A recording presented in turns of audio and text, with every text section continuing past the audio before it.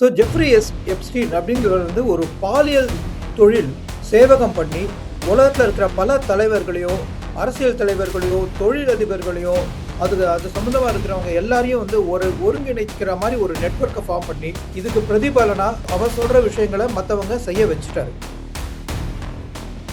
மிக அதிர்ச்சிகரமான ஒரு குற்றச்சாட்டு என்னன்னா, இந்திய பிரதமர் மோடி அந்த வீடியோ பற்றி உண்மையை சொல்லணும்னா அது வந்து எப்ஸ்டீன் ஃபைலில் ரிலீஸ் ஆன வீடியோ இல்லை. மோடியை வந்து பல சந்தர்ப்பங்களில் அவர் இருந்ததை வந்து தொகுத்து ஒரு மாதிரி பண்ணியிருக்கலாம். அமெரிக்காவும் இந்தியாவும் ட்ரேட் டீல், அதாவது ஒரு டீல் போட்டுக்கலாம் அப்படிங்கிறதுக்கு ஒரு டீல் வந்திருக்காங்க. எப்ஸ்டீன் ஃபைலில் வெளில வந்ததுனால மோடி இவ்வளோ தூரம் இறங்கி வந்துட்டாரு அப்படின்னு சொல்றதும் வந்து ரொம்ப அபத்தமான விஷயம். ஸோ உலகம் முழுக்க இருக்கக்கூடிய தலைவர்களை மிரட்டுவதற்காக இந்த எப்ஸ்டீன் ஃபைல்ஸை யூஸ் பண்ணுறாங்களா அப்படிங்கிற ஒரு கேள்வியும் இருக்கு. ஏன்னா ட்ரம்ப் வந்து தன்னை பற்றி தானே போட்டுப்பாரா? ட்ரம்ப் பற்றி அவ்வளவு விஷயம் வந்து எப்ஸ்டீனில் வரும். இதனால பாதிக்கப்பட்ட பெண்கள் இருக்காங்க. ஸோ அவங்களுடைய ஆங்கிளில் தான் இது முதல்ல உருவானது.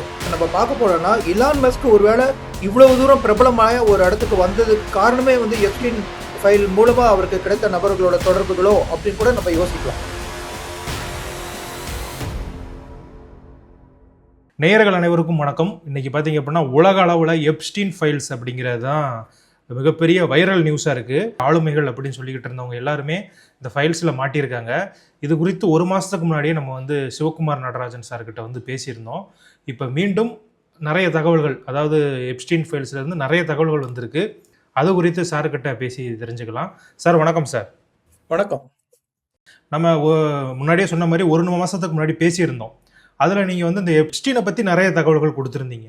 இப்போ பார்த்தீங்க அப்படின்னா நிறைய தலைவர்கள், அதாவது ஃபிடல் காஸ்ட்ரோவில் இருந்து ஸ்டீபன் ஹாக்கிங் வரைக்கும் அதில் வந்து அந்த ஃபோட்டோக்களில் இருந்திருக்காங்க. ஸோ இவங்க எல்லாருமே உலகம் முழுக்க மதிக்கக்கூடிய ஒரு தலைவர்கள்.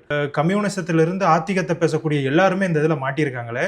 ஸோ இதை பற்றி நீங்கள் என்ன நினைக்கிறீங்க? இது அமெரிக்கா அரசியலில் எந்த மாதிரியான ஒரு தாக்கத்தை ஏற்படுத்தியிருக்குன்னு நினைக்கிறீங்க? அதுக்கு முன்னாடி நான் ஒரு சிறு குறிப்பு வந்து புதுசாக கேட்குற நேயர்களுக்காக சொல்ல விரும்புகிறேன். ஸோ ஜெஃப்ரி எப்ஸ்டீன் அப்படிங்கிறவர் வந்து ஒரு பாலியல் தொழில் சேவகம் பண்ணி உலகத்தில் இருக்கிற பல தலைவர்களையோ அரசியல் தலைவர்களையோ தொழிலதிபர்களையோ அது சம்மந்தமாக இருக்கிறவங்க எல்லாரையும் வந்து ஒருங்கிணைக்கிற மாதிரி ஒரு நெட்வொர்க்கை ஃபார்ம் பண்ணி இந்த சேவையை அவர் செஞ்சுட்டு இதுக்கு பிரதிபலனா அவர் சொல்கிற விஷயங்களை மற்றவங்க செய்ய வச்சுட்டாரு. அதுதான் அவர் மேலே வந்த குற்றச்சாட்டு.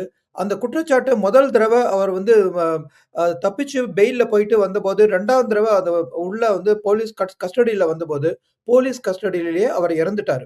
அதுக்கப்புறம் வந்து தூங்கிட்டு இருந்த இந்த விஷயங்கள் இப்போ போன வருஷம் என்னாச்சு, இந்த ஃபைல் எல்லாத்தையும் வெளியில் விடணும், இதில் உள்ள பல விதமான உண்மைகள் வந்து பொதிஞ்சிருக்கு அப்படின்னு அமெரிக்காவில் ஒரு மசோதாவே பாஸ் ஆகி அந்த மசோதாவுக்கு அப்புறம் கொஞ்சம் கொஞ்சமாக வெளியில் வர ஆரம்பிச்சு இது வந்து ஒரு மாதத்துக்கு ஒரு தடவை வந்துகிட்டே இருக்கு புதுசா. ஸோ ஜனவரியிலேருந்து வந்ததை பற்றி நான் உங்கள்கிட்ட சொல்ல விரும்புகிறேன். இதில் என்ன, நீங்கள் சொன்ன மாதிரி இலான் மஸ்க், மைக்ரோசாஃப்டோட அதிபர் பில் கேட்ஸ், அப்புறம் வந்து பிரிட்டிஷ் சாம்ராஜ்யத்தின் அரச குடும்பம், பிரின்ஸ் ஆண்ட்ரூ, அவங்க இருக்கிற சாரா ஃபெர்கூசன், இது மாதிரி இதில் இன்வால்வ் ஆகாத ஆட்களே இல்லை அப்படிங்கிற அளவுக்கு பெருசாக இருக்குது.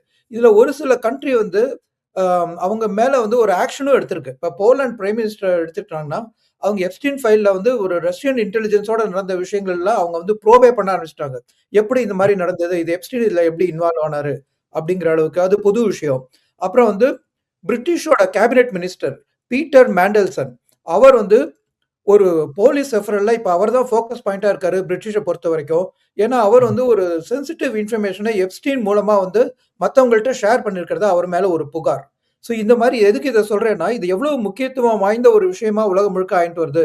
இந்த எப்ஸ்டீன் அப்படிங்கிற ஒரு ஆளை சுற்றி எப்படி வந்து பல விஷயங்கள் நடைபெற்றிருக்கு. மிக அதிர்ச்சிகரமான ஒரு குற்றச்சாட்டு என்னன்னா, இந்திய பிரதமர் மோடி அவரை வந்து இன்வால்வ் பண்ணி அதை பற்றிய உண்மையை நான் உங்களுக்கு சொல்றதுக்கு தான் ரொம்ப முனைகிறேன். அதை என்ன வந்திருக்குங்கிறத முதல்ல சொல்லிடுறேன். ஒரு வீடியோ, அந்த வீடியோவில் என்னன்னா மோடி இருக்காரு. மோடி வந்து எப்ஸ்டீனும் இருக்காரு, சில பெண்களும் இருக்காங்க.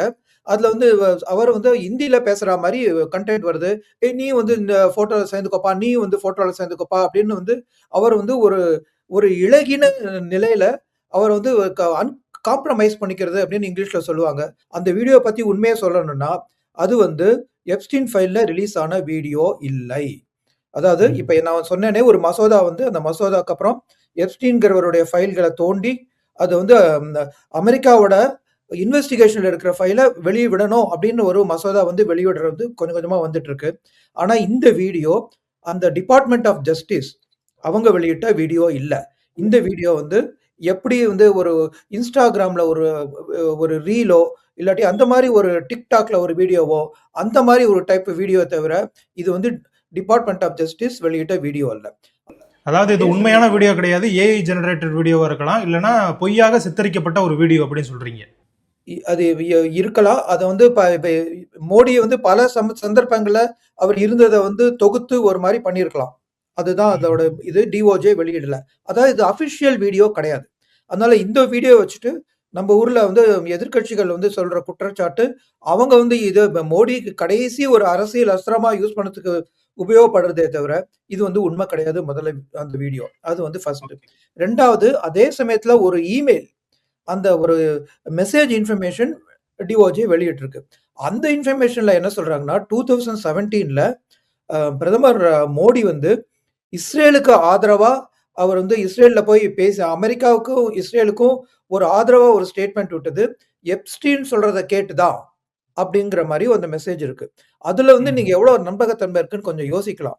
ஏன்னா இஸ்ரேலுக்கும் இந்தியாவுக்குமான தொடர்பு 1990ஸ்லயே ஸ்டார்ட் ஆச்சு.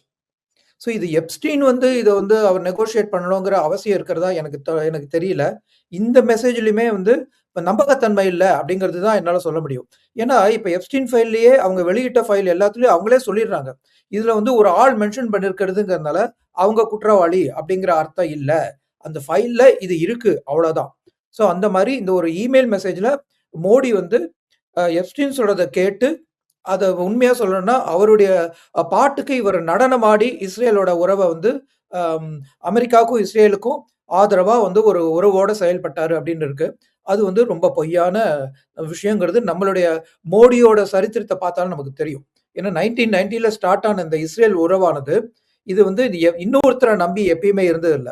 இன்னும் இஸ்ரேலுக்கு வந்து மோடி குடுக்குற ஆதரவு நம்ம எல்லாருக்கும் தெரிஞ்ச விஷயம். அது வந்து இதுவரைக்கும் அவர் வந்து எதிர்த்திருந்து இதுக்கப்புறம் வந்து 2017க்கு அப்புறம் அவர் உறவ புதுப்பிச்சிருந்தார்னா, நம்ம எப்ஸ்டீன் சொல்றத கேட்டு ஒருவேளை இது நடந்திருக்கலாம் அப்படின்னு நினைக்கலாம். அதுவும் இல்லாம இப்ப வந்து அது வந்து மோடிக்கு வந்து எப்பயுமே அந்த உறவு உண்டு. அதுவும் இன்னொன்னு சொல்ல விரும்புறேன். அந்த வீடியோன்னு ஒண்ணு சொன்னேனே, அது உருவான காலகட்டத்தில மோடி வந்து குஜராத்தோட சீஃப் மினிஸ்டரா இருந்தவரு. அந்த நேரத்தில அவர் வந்து வெளியுறவு சம்மந்தப்பட்டமா எந்த விஷயங்களும் எடுத்ததா எந்த விதமான தகவலும் இல்ல. ஏன்னா இந்த மாரி ஒரு நிகழ்ச்சியில கலந்துக்கிறதுக்கு முன்னாடி நம்ம வந்து என்ன பார்க்கலாம்? அவர் மோடி வந்து பயணம் செஞ்சிருக்காரா? அவருடைய டேட்ஸ், அவருடைய டைரியில எல்லாமே ரெக்கார்டட். அது பார்க்க போனோம்னா, அந்த பயணம் செஞ்ச மாரி இல்ல. யாரையும் சந்திச்ச மாரி ஒரு இன்ஃபர்மேஷனும் இல்ல. ஆனா இந்த வீடியோ மட்டும் அப்படியே உலவ வருதுன்னா, அந்த வீடியோவோட நம்பகத்தன்மைய மக்கள் வந்து புரிஞ்சுக்கலாம்.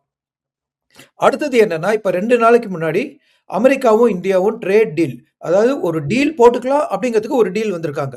ஸோ இந்த டீல் அது ஒரு ஒரு பிரஷரைஸ்டா வந்திருக்கும். எப்ஸ்டீன் ஃபைல்ல வெளில வந்ததுனால மோடி இவ்வளவு தூரம் இறங்கி வந்துட்டாரு அப்படின்னு சொல்றதும் வந்து ரொம்ப அபத்தமான விஷயம். ஏன்னா பல மாதங்களா நம்ம சொல்லிட்டு இருக்கோம். உதாரணமா இப்ப திருப்பூர்ல இருக்கிற பின்னல் ஆடை அந்த இண்டஸ்ட்ரி எல்லாம் எவ்வளவு தூரம் இந்த டாரிஃப்னால பாதிச்சிருக்கு. இதுக்கு வந்து ஒரு ஆக்ஷன் எடுக்கணும் அப்படின்னு நம்ம எதிர்க்கட்சிகளை நம்ம தமிழக முதல்வர் ஸ்டாலின் உட்பட மோடியை கேட்டுட்டாங்க. ஸோ அதுக்கெல்லாம் ஒரு பிரதிபலனா இப்ப வந்து ஒரு ரியாக்ட் பண்ணி, இப்ப நம்ம அமெரிக்காவோட ஒரு பேசி நம்ம 2 பேரும் ஒரு டீலுக்கு வருவோம். அதாவது 18% நம்ம டாரிஃப வச்சுப்போம். அப்படின்னு ஒரு டீலுக்கு வந்திருக்கிற போது, அந்த டீல் வந்து செயல்பட்டா கூட, அதுக்கு பின்னாடி வந்து ஏதாவது குற்றம் இருக்கோ அப்படின்னு சொல்ற ஒரு இந்திய எதிர்க்கட்சிகளோட தந்திரம் தான் இதுல தெரியிறதே தவிர, இதுல வந்து மோடி வந்து எப்ஸ்டீன் ஃபைல்ல இன்வால்வ் ஆயிருப்பாங்கிறதுக்கு எந்த விதமான ஆதாரமோ, அதுக்கோட அடிப்படையும் இருக்கிறதா எனக்கு தெரியல. நீங்க மேல கேள்விகள் கேட்கலாம். மோடி அவர்களை பத்தி பேசுனதெல்லாம் வந்து இந்தியாவில் இருக்கக்கூடிய அரசியல்வாதிகளே, இந்தியாவில் இருக்கக்கூடிய பாஜக செய்தி தொடர்பாளர்களே அதுக்கு உண்மை இல்லை அப்படிங்கிறத சொல்லிக்கிட்டு இருக்காங்க. அதே மாதிரி அதுக்கான ஆதாரங்களையும் அவங்க வெளியிட்டுக்கிட்டு இருக்காங்க. இதுல நம்ம இந்தியாவை தவிர்த்து வச்சுட்டு மற்ற நாடுகளில் பார்த்தோம் அப்படின்னா நிறைய தலைவர்கள் இதுல வந்து இறந்து போயிட்டாங்க. எப்ஸ்டீனே இறந்து போயிட்டாரு. ஸோ இப்போ இந்த ஃபைல்ஸ் எல்லாம் வெளியே வருது. இந்த ஃபைல்ஸ் இப்போ வெளியே கொண்டு வரதுக்கு காரணமே என்னன்னா, மற்ற நாட்டு தலைவர்களை வந்து மிரட்டி அமெரிக்காவினுடைய டீலுக்கு கொண்டு வரலாம் அப்படிங்கிற மாதிரி தான். ஏன்னா இன்னைக்கு நிறைய நாடுகள் அமெரிக்காவை எதிர்த்து செயல்பட தொடங்கிட்டாங்க. பிரேசில் கூட பார்த்தீங்க அப்படின்னா அவங்க வந்து அமெரிக்காவினுடைய அந்த புது வரி விதிப்பு கொள்கைக்கு வந்து ஒத்து போகலை அப்படிங்கிற மாதிரி செய்திகள் வருது. இந்தியாவும் அப்படித்தான் இருந்தாங்க. ஸோ உலகம் முழுக்க இருக்கக்கூடிய தலைவர்களை மிரட்டுவதற்காக இந்த எப்ஸ்டீன் ஃபைல்ஸை யூஸ் பண்றாங்களா அப்படிங்கிற ஒரு கேள்வியும் இருக்கு. இது அமெரிக்காவில் இருக்கக்கூடியவர்கள் பண்ற வேலையா, இல்ல உலகத்துல இருக்கக்கூடிய மற்ற தலைவர்களை மிரட்டுறதுக்காக பண்ணக்கூடிய வேலையா சார்? இத நீங்க 2 விதமா பார்க்கலாம். எப்ஸ்டீன் ஃபைல்ல உலக தலைவர்கள் மட்டுமே வெளியில வந்தான்னா, நீங்க சொல்றது வந்து இது மாரி ஒரு நடக்கலாமான்னு யோசிக்கலாம். இதுல என்னன்னா, ம், அமெரிக்கால இருக்கிறவங்களே வெளில வராங்களே, அதுக்கு அப்ப அது யார் காரணம்? ஏன்னா ட்ரம்ப் ம், வந்து தன்ன பத்தி தானே போட்டுப்பாரா? ட்ரம்ப் பத்தி அவ்வளவு விஷயம் வந்து எப்ஸ்டீன்ல வருது. அப்புறம் அமெரிக்கால இருக்கிற மிக பிரபல தொழிலதிபர்கள். பில் கேட்ஸ், அப்புறம் கிளின்டன், அப்புறம் வந்து ம நம்ம இலான் மஸ்க். ஸோ இதெல்லாம் இந்த மாரி தொழிலதிபர்கள் விஷயம்லாம் இதுல வெளிய வரும்போது, இதுக்கெல்லாம் இது யார் காரணமா இருக்க முடியும்? இதனால யார் பலன் அடைய முடியும்? அப்படின்னு பார்த்தோம்னா, இதுக்கான பலன் அடையக்கூடிய ஒரே ஒரு குரூப் ஏதாவது இருக்கணும்னா, அவங்க இந்த உலகத்தோட ஸ்டெபிலிட்டியே கெடுக்கணும் அப்படிங்கிற ஒரு எண்ணத்தோட இருக்கிறவங்களா வேணா இருக்கலாம்.